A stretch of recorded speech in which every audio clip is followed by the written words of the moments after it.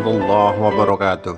Jumpa lagi dengan saya di Rodon Channel yang mengungkap rahasia dan fakta di balik sejarah. Dalam kesempatan kali ini kita akan meneruskan membahas sejarah keluarga Sayyidina Muhammad SAW. Topik kali ini sangat menarik karena setelah kita tahu kehidupan Zainab dan Ruqayyah, kita juga akan tahu bagaimana kehidupan adiknya Sayyidah Ummu Kulsum. Ingin tahu? Yuk kita membahasnya. Sebagaimana dikutip dalam buku Tarojimus Sayyidun Nubuwah karya Dr. Aisyah Abdurrahman, bahwa tidak lama setelah kelahiran Zainab, Rasulullah SAW dikarunia anak perempuan lagi diberi nama Ruqayyah, disusul Ummu Kulsum dan Fatimah Az-Zahra. Karunia yang diberikan Allah Subhanahu wa Ta'ala terhadap keluarga Sayyidina Muhammad SAW ini sungguh luar biasa. Mengingat putri-putri mereka tak hanya tumbuh menjadi wanita baik, santun, soleha, dan cerdas, tetapi juga rata-rata berparas cantik jelita sehingga membuat para pemuda Quraisy berebut ingin melamarnya. Kehidupan keluarga Rasulullah saat itu benar-benar menjadi daya tarik tersendiri bagi kaum kafir Quraisy. Kedudukan keluarga Khadijah sebagai keluarga terhormat ditambah keluarga Rasulullah dari Bani Hashim menjadi perpaduan keluarga ideal di mata kaum Quraisy.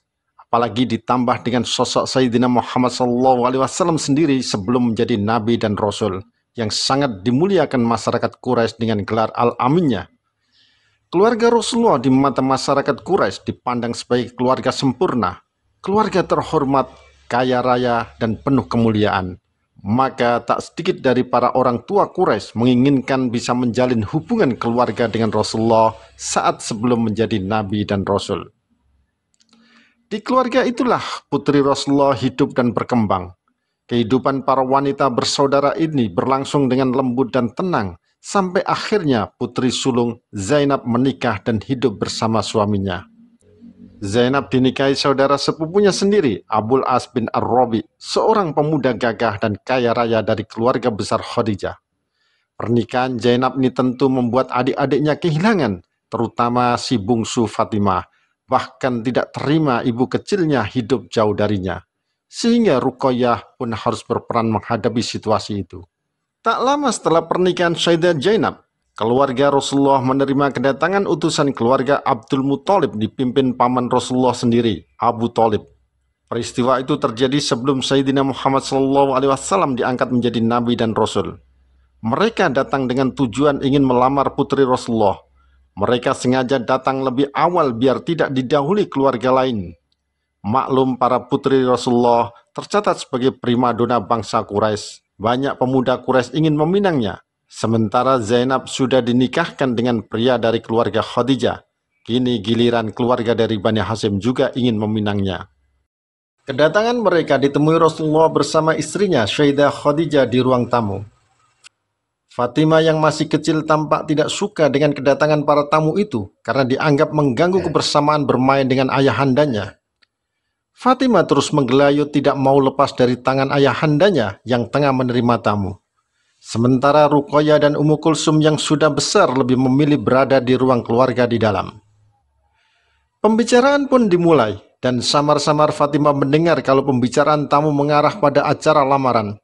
Dan menariknya, lamaran langsung ditujukan kepada kedua putri Rasulullah sekaligus, yakni Ruqayyah dan Ummu Kulsum.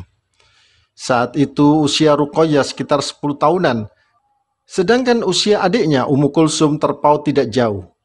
Memang di zaman jahiliyah, wanita menikah rata-rata di usia muda, namun tidak boleh disentuh lebih dulu meski hidup satu atap rumah hingga usia dewasa. Spontan Fatimah langsung lari ke belakang menemui kedua saudarinya untuk menyampaikan kabar penting tersebut. Hanya saja Fatimah tidak bisa menjelaskan lamaran ditujukan kepada siapa, dan siapa dua laki-laki yang akan dijodohkan juga tidak tahu. Ruqayyah dan Ummu Kulsum hanya memandangi wajah adiknya Fatimah penuh penasaran. Fatimah yang ditanya hanya terdiam kebingungan, lalu tiba-tiba menangis karena terbayang akan ditinggal lagi oleh saudarinya. Padahal rasa sakit akibat ditinggal menikah kakaknya Zainab belum sembuh. Kini harus ditinggal dua kakaknya pindah rumah mengikuti suami masing-masing, sehingga dirinya harus tinggal seorang diri di rumah.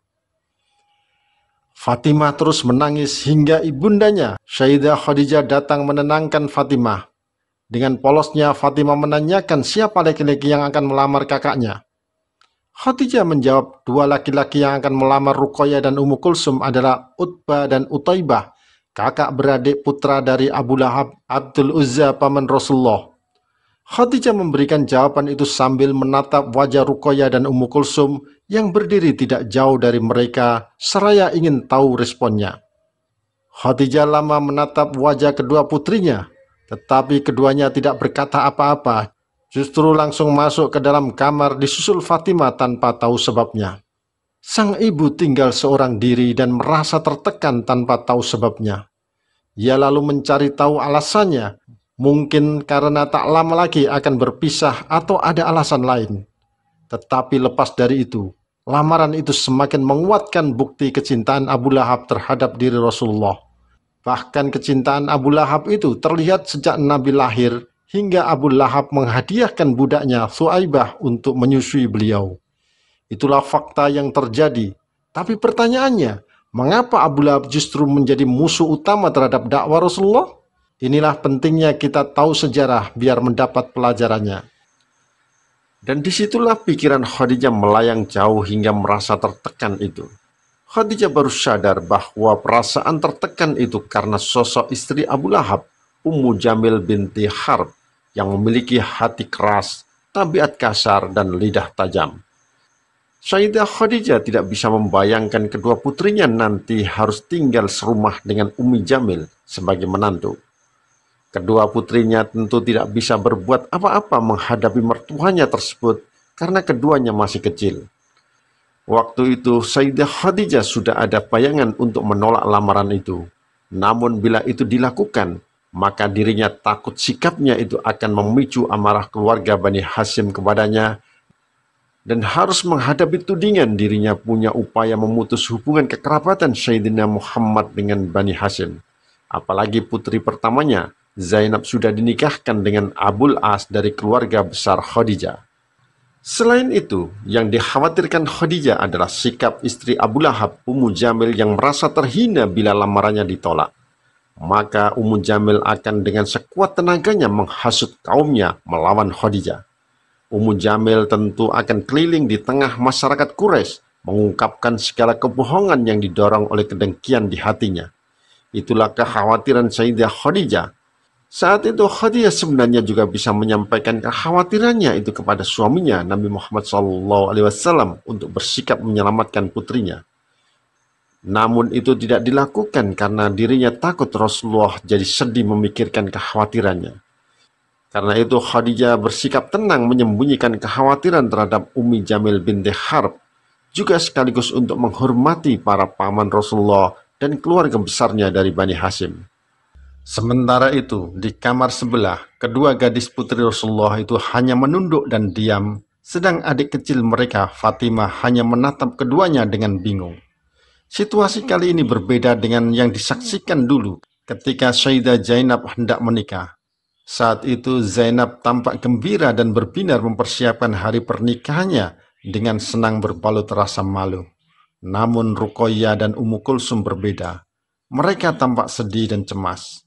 Fatimah yang masih kecil itu tidak bisa membedakan antara pernikahan atas dasar cinta dan kasih sayang dengan pernikahan atas dasar ikatan kekerabatan dan pertalian darah. Khadijah, sang ibu, hanya bisa menatapi kedua putrinya tanpa berkata-kata. Sementara Ruqayyah dan Ummu Kulsum juga hanya terdiam sambil menatap dinding sembari pikirannya menerawang jauh ke depan. Bagi Ruqayyah dan Ummu Kulsum, sosok Utbah dan Utaibah, calon suaminya, adalah pemuda baik. Mereka bisa menerima keduanya sebagai calon suami, mengingat keduanya dari keluarga Bani Hashim yang terhormat. Dan di kalangan Bani Abdussam, keduanya juga memiliki kemuliaan dari paman-paman nasab Quraisy, apalagi ayahnya, Abu Lahab, tercatat sebagai orang terhormat dan kaya raya kala itu. Namun mereka tidak bisa membayangkan harus hidup serumah dengan ibu mertuanya, Ummu Jamil, yang memiliki sifat kasar dan tabiat temperamental. Ummu Kulsum akhirnya berkata kepada kakaknya Ruqayyah, "Kamu pasti tahu, ayah tidak akan memutuskan persoalan ini tanpa melibatkan kita. Lalu menurutmu, apa yang hendak kau lakukan?" tanya Ummu Kulsum. Ruqayyah menjawab dengan raut muka pucat. Aku bukanlah putri durhaka kepada ayahnya, sehingga membuatnya serba salah menghadapi keluarga dan kerabat dekatnya, kata Ruqayyah, lalu menatap saudarinya seraya berkata sambil memberi dorongan dengan nada lembut dan penuh kasih sayang. Tidak apa-apa, saudariku, kita akan tinggal bersama, ucap Ruqayyah. Dan benar, sebelum memutuskan, Sayyidina Muhammad SAW menyerahkan keputusan kepada kedua putrinya, sehingga terjadilah pernikahan dengan tenang bercampur cemas. Ruqayyah menikah dengan Utbah bin Abu Lahab, sedang Ummu Kulsum menikah dengan adiknya Utaibah bin Abu Lahab. Setelah pernikahan terlaksana, Sayyidina Muhammad SAW larut dalam kesibukannya, senang menyendiri dan beribadah, bahkan sering naik turun gunung Gua Hira berhari-hari. Kala itu beliau tidak tahu gejolak yang terjadi dalam hatinya. Hati dan pikirannya bergejolak kencang dan keras menolak kebejatan kaum jahiliyah Quraisy kala itu yang menjadi beban sangat berat. Dan beban berat itu harus dihadapi, dan tak mungkin beban berat tersebut dilimpahkan atau dibagi bersama istrinya karena tidak mungkin kuat. Maka tak heran di tahun-tahun itu Sayyidina Muhammad SAW sering menyendiri, berhalwat dan beribadah kepada Allah Subhanahu wa Ta'ala berhari-hari seperti ajaran Nabi Ibrahim alaihissalam di tempat-tempat sepi dan sunyi jauh dari keramaian duniawi seperti Gua Hira. Sementara Sayyidah Khadijah sibuk memikirkan sang suami tercinta, termasuk harus menyiapkan bekal selama berada di Gua Hira berhari-hari, sehingga tak lagi sempat memikirkan kedua putrinya. Inilah potret keluarga yang saling melengkapi, saling menguatkan, tidak malah saling menyalahkan satu sama lain ketika ada persoalan, yang justru berakhir pada pertengkaran. Hingga akhirnya tibalah masa bi'tsa atau kenabian di tahun 611 Masehi.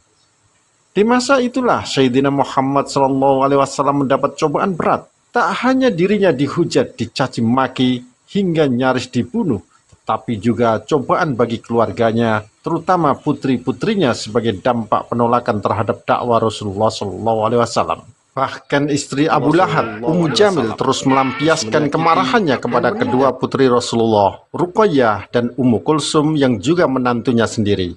Dan itu sekaligus menjadi bukti kebenaran kekhawatiran Sayyidah Khadijah atas Ummu Jamil sebelumnya. Tetapi untungnya, putri-putrinya juga tabah menerima cobaan, tidak malah menambah beban berat yang sudah dipikul oleh Rasulullah SAW. Tak hanya berhenti di situ, Ummu Jamil terus mengubarkan api kemarahannya kepada Rasulullah dengan terus menghasut sang suami Abu Lahab. Hingga Abu Lahab pun kesetanan, bahkan sudah tidak lagi mempedulikan hubungan kekeluargaannya dengan Rasulullah yang sama-sama berasal dari Bani Hashim. Padahal dalam tradisinya, orang-orang Arab selalu mengutamakan hubungan keluarga dalam hal apapun. Tetapi itu sudah tidak berlaku bagi Abu Lahab karena hasutan dari sang istri, hingga kedua anaknya, Utbah dan Utaibah, disuruh menceraikan istrinya dan mengusir dari rumah mereka. Jelas tindakan itu merupakan bentuk penghinaan sehina-hinanya bagi bangsa Arab. Dengan harapan Rasulullah merasa susah dan harus menanggung beban derita kedua putrinya, sehingga dakwah beliau akan terganggu karena sibuk dengan permasalahan keluarga. Begitu juga yang dilakukan pada putri sulung Rasulullah, yakni Zainab. Suami Zainab, Abul As, didesak bangsa Quraisy untuk segera menceraikan istrinya dengan iming-iming akan dicarikan wanita tercantik yang diinginkan. Abu Lahab, sang paman, terus mengobarkan permusuhannya kepada diri Rasulullah, bahkan tercatat dalam gerbong terdepan melawan dakwah Rasulullah. Dan potret Abu Lahab ini tentu menjadi pelajaran berharga bagi kita sebagai generasi muslim. Pelajarannya, sehebat apapun seorang laki-laki, ternyata tetap saja bisa dipengaruhi seorang istri. Baik buruknya seorang laki-laki kadang juga sangat dipengaruhi istri, seperti Abu Lahab yang terus diracuni oleh Ummu Jamil.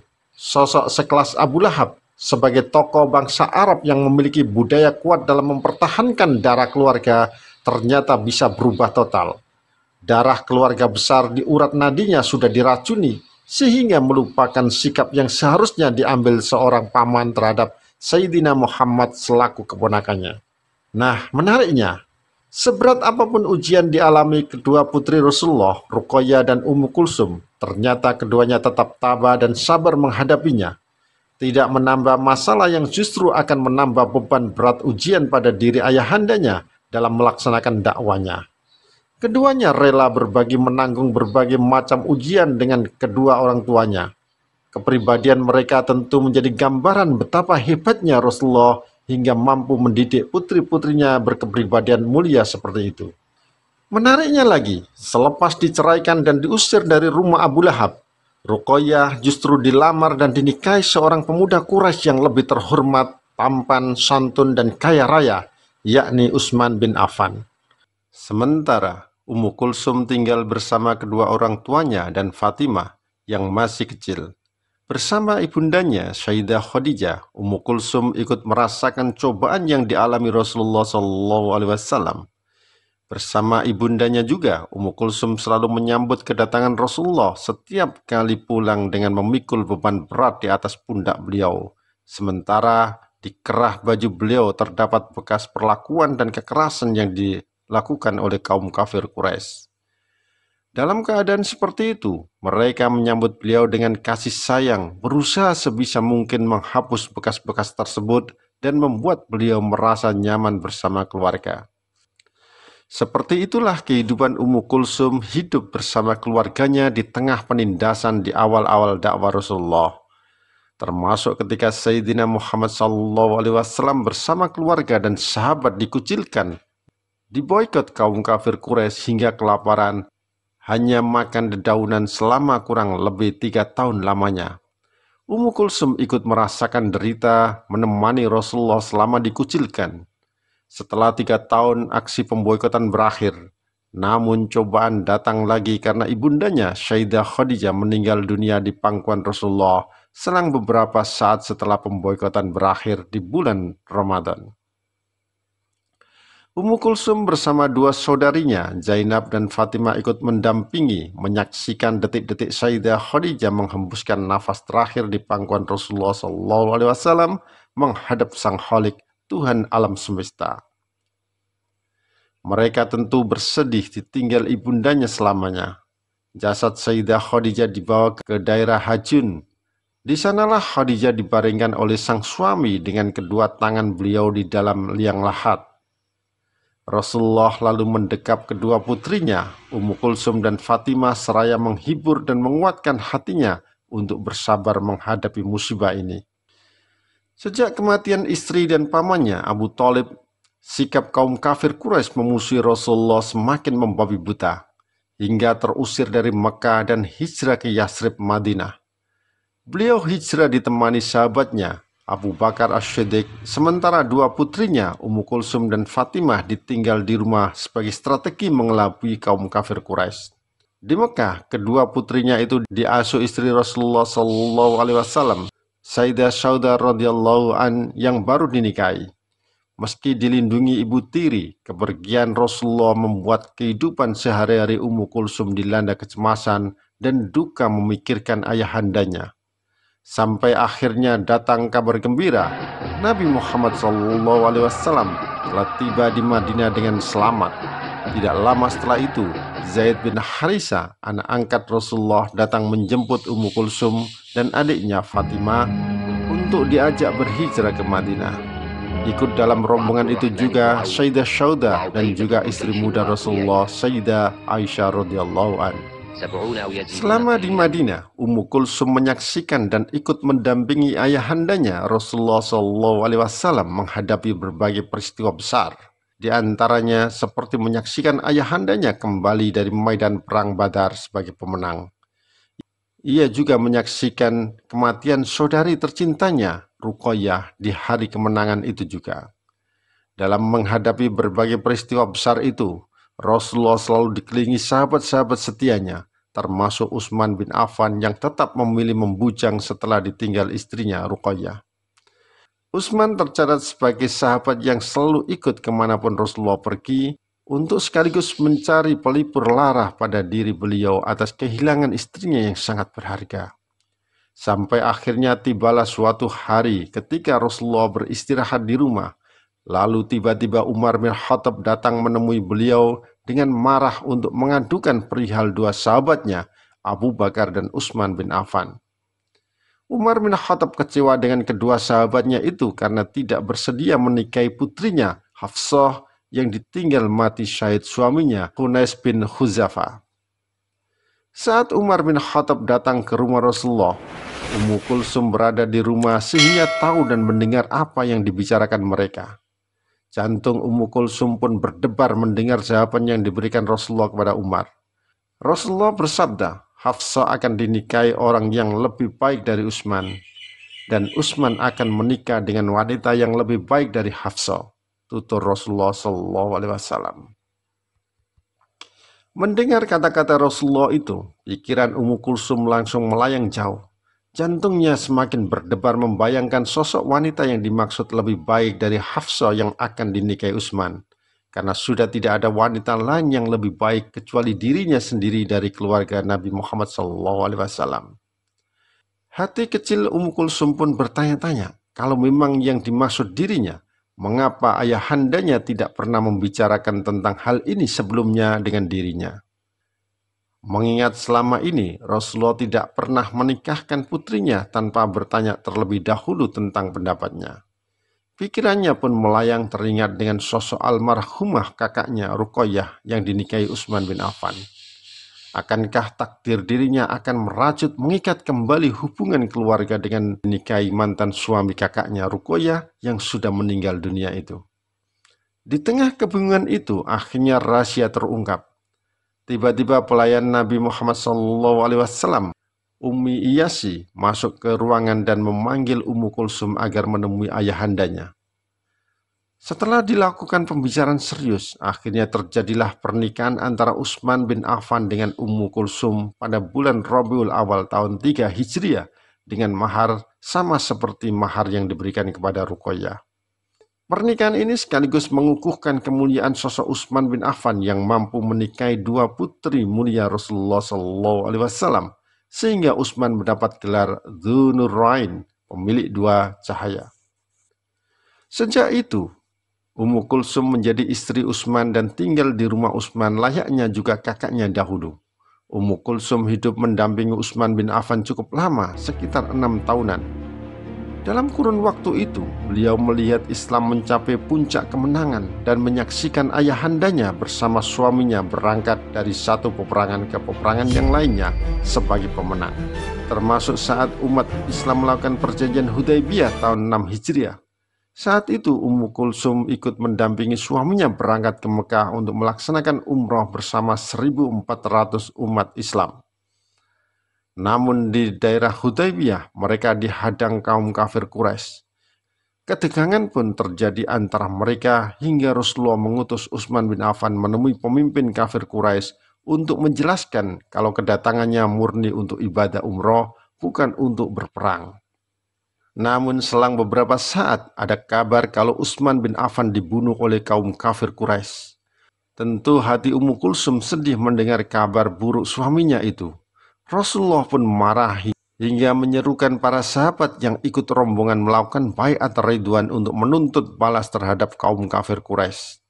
Namun ternyata kepedihan hati Ummu Kulsum tidak berlangsung lama karena tiba-tiba Utsman datang tanpa mengalami luka apapun. Dan setelah itu terjadilah perjanjian Hudaybiyah sebagaimana dibahas di video sebelumnya. Dalam peristiwa itu terlihat sekali bagaimana kecintaan Ummu Kulsum pada diri Utsman bin Affan.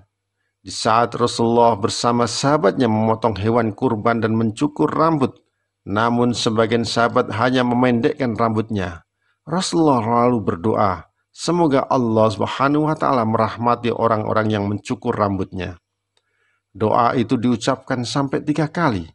Putri beliau Ummu Kulsum langsung menunjukkan sikap tidak senang karena suaminya Utsman bin Affan tidak termasuk mencukur rambut, tetapi hanya memendekkan rambutnya. Padahal ikut berjuang bahkan rela melakukan misi menemui pimpinan kafir Quraisy meski taruhannya nyawa. Nabi pun tahu itu hingga juga mendoakan bagi orang-orang yang memendekkan rambutnya. Sayyidah Ummu Kulsum juga menyaksikan penaklukan kota Mekah, Fathu Mekah tahun 8 Hijriah, begitu juga dengan adiknya Fatimah Az-Zahra. Islam saat itu berkembang pesat mencapai puncaknya. Mereka tentu bahagia diberi umur panjang bisa menyaksikan kebesaran Islam, tidak seperti sebelumnya yang penuh perjuangan. Hey there. Namun begitu Subscribe mereka to my tetap channel. sedih teringat And dengan also orang-orang press this bell tercinta icon. yang telah tiada. Saat-saat perjuangan dahulu seperti ibundanya Sayyidah Khadijah dan kedua kakak mereka Zainab dan Ruqayyah. Ummu Kulsum juga menjumpai keberangkatan ayahandanya ke medan perang Tabuk tahun 9 Hijriah.